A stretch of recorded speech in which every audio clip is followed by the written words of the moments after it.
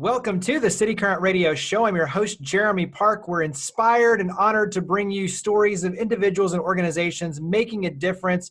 We're going to kick it off with Kristen Davis. She is the president and CEO of PCAT, Prevent Child Abuse Tennessee, which is going through a name change to now Nurture the Next. And so, how are you doing, Kristen? Well, so great. Thank you so much for having us on today. So let's start out. This name change is the hot news of the day. So talk about going from PCAT, Prevent Child Abuse Tennessee, to now Nurture the Next. Absolutely. Yes. We really just wanted greater clarity about our work and wanted to remove any potential stigma with our former name, Prevent Child Abuse, that caused parents especially hesitation to be affiliated with us. So our new name, Nurture the Next, focuses on the positive and the powerful idea that we can nurture the next generation of people. And it really also speaks to the generational change of our work and the generational change that our work creates, because parenting is a skill that none of us are born with. It's passed down from one generation to the next. So when we're able to work with a family and show them positive parenting practices, their children carry that with them when they become parents and into the next generation. So the impact of our work is long lasting. And by improving the lives of children today, we're improving the lives of their families for generations to come, and realizing that every generation can have it even better from generation to generation. So we're really excited to be now Nurture the Next. Absolutely. Talk about the programs, because there is the educational side, as you're alluding to. There's the kind of walking hand in hand side of working together, the in-person, and obviously some of that has shifted, obviously given everything we're going through with COVID-19. We'll talk about that in a second too, but walk us through the programmatic elements. Absolutely. So we really help parents build the skills and confidence to create nurturing home environments that support their child's development. We do this because we know parenting matters. It is one of the biggest jobs that any of us will ever have. And nurtured children grow into resilient and capable adults. And nurturing homes are built by parents and caregivers who have the knowledge and a good support system to help them do that. So our programs really are, they're free, they're confidential, they're completely voluntary, so parents choose to be a part of what we're doing. And we've been doing this work for nearly 3 decades. And so we've been around for a long time. And really helping parents, like you said, both in the homes, out of the homes. We offer a variety of ways that we do the work that we're doing. We meet parents where they are, when they need us, in person, by text, by phone. We actually have a really big program that provides in-home support to families. So a home visitor can come to a family's home on a regular basis over an extended period of time. And that removes any barriers to participation that a family might have. So we're able to meet them where they are in their own environment. And by seeing them in their own environment, it really helps our staff serve them in a way that's best suited to that family and to that child based on what their needs are, and customize an approach specifically to meet their needs. So that is really built for parents in the first 5 years of their child's life, because of how quickly a child's brain is developing in the first 5 years. It's a really crucial time to begin that work with parents. We also do have, for families that are needing just something a little bit more remotely, we can support parents through a text message-based program. It's a peer-to-peer mentorship program. Parents can text their mentor with questions, with needs. Mentors can provide them with information about their child's developmental age and what's appropriate and what they can expect. So it's a way for parents to really get information in a variety of ways, no matter what their parenting journey may be or where they may be in that journey. What are some of the major foundational elements that you want every parent to be equipped with? I mean, obviously there's the love, the compassion, and it does change over time. Whereas you mentioned when they're younger with the kids, it's the touch, talk, play, all the making sure that the brain development is the fundamental piece. But what are some Yeah. of the major fundamentals that you want to instill with the parents? Absolutely. And I love that you mentioned touch, talk, play. We really focus the majority of our work on helping that parent and child build a healthy bond. Um, we want parents to understand what their child's needs are and respond to them appropriately. But babies can't talk. They can't tell us, hey, mom, dad, I'm hungry, I'm wet, I'm really bored, I need some interaction. So, but long before those babies start to talk, they are communicating what their needs are. They're telling us what they need, but it can be really hard, especially for a new parent, to understand what those babies are trying to communicate. So we teach parents things like how to recognize hunger or frustration in their young child, and how to meet even the most basic needs. So things that babies aren't necessarily communicating about, like, hey, mom, I need some interaction so my brain can grow and develop. But that is a primal need for babies because their brains are wiring so fast in those first 5 years. So we're really teaching parents also what they can do to help their children grow up to be as happy and as healthy as they can be. So a lot of our training and education, both in the community and with parents of young children, focuses on those things. One of the things that obviously is a very important topic right now, but I love the fact that it's front and center on your website, is equipping parents to have the difficult conversations around racism and hate and building a more loving society. Give us a little bit of a dive into that sort of education and those resources to be able to better equip parents to have those conversations for the kids for all of our benefit. Absolutely.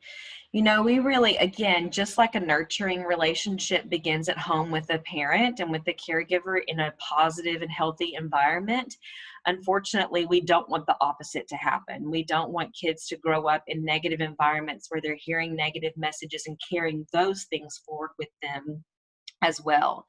So, a lot of not only the work we do one on one with families who are enrolled in our programs, but at a bigger community level, we feel like it's our responsibility to help parents know how to talk about difficult topics with their kids. Racism being one of them, that's really something that we've been battling for decades, that we really want. Now's the time where we can break some of those generational messages and generational cycles. Another thing that we've talked a lot with parents about at a community level is how to talk to your kids about trauma. There's a lot happening right now that even though a kid may not be able to say, hey, mom, hey, dad, I'm feeling pretty stressed about COVID or quarantine or not seeing my friends or not being able to go to my summer camp, they're feeling that. And so how do we talk with kids about traumatic events, whether it be a world pandemic or a violent thing that's happening on the news? Those are the things that we know we can't shy away from those things with our kids. We can't tuck them away. We cannot pretend that they don't exist because kids are going to be exposed to it. And if they're not exposed to it from us, they will hear and see it through their friends, through social media, through the internet. There's so many ways kids are getting that information now. And we want them to get the right information from the people that they trust and build those trusting relationships with their parents. So, at a broad level, we talk about it a lot on our social media. As you mentioned, our website, we have blog posts that we release frequently that talk about, how do you talk to your kids about these things? Because even though we know we may need to address them, they're still pretty tricky to talk about, and none of us have the right script. But knowing that we can just open those topics of conversation with our kids in a trusting way where they know that they can come to us for right and accurate and good information, and that they know we're not going to shy away from it, is the first and biggest step. So we want parents to have that support so they can access that information from us through our blog, through our website, through our social media, all of our social media feed that way, so that people, no matter where they are in their parenting journey, again, can get good quality information. Here's your chance to make sure that everyone knows, but what's something that you wish everyone knew about Nurture the Next that they might not know? Oh gosh, that's a big question. One thing I wish everyone knew about Nurture the Next, I think what I would want everyone to know is that, again, I've mentioned this before, but none of us are born knowing how to parent. We get that from the way we were parented. We get that from previous generations. And so there is nothing wrong or bad in needing help. If you're a parent of a child of any age, you know that you've had those moments where you think, oh my gosh, I need some help. Raise your hand if you need help. Everybody should have their hand up. If you've been in a parenting role or a caregiver role, it's a hard job. And none of us should feel like we have all the answers. So I think the one thing I would love for people to know about Nurture the Next is we are available. We are available to every parent, no matter where they are in their journey, no matter how old their kids are, no matter what zip code they live in. Reach out to us. And, even if it's one question or you need somebody there with you walking the daily journey, we're there. And there is bravery and courage in saying, I need help in my parenting. How can we help? Obviously, financial contributions, extremely important to do what you do, but talk about the ways we can help. Absolutely. So yes, financial contributions are always important. We fuel our programs with our many donors that invest in our work.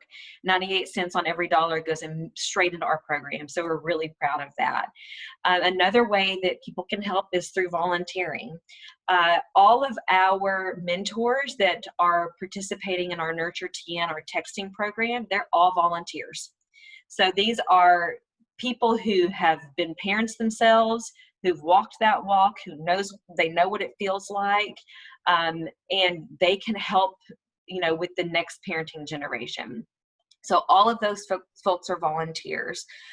We also use volunteers in our parent leadership program. Again, if you've been a parent and you want to pay it forward to the next generation of parents, or if you're still in your parenting journey and you want to walk side by side with someone, we love for people to get involved with us in that way.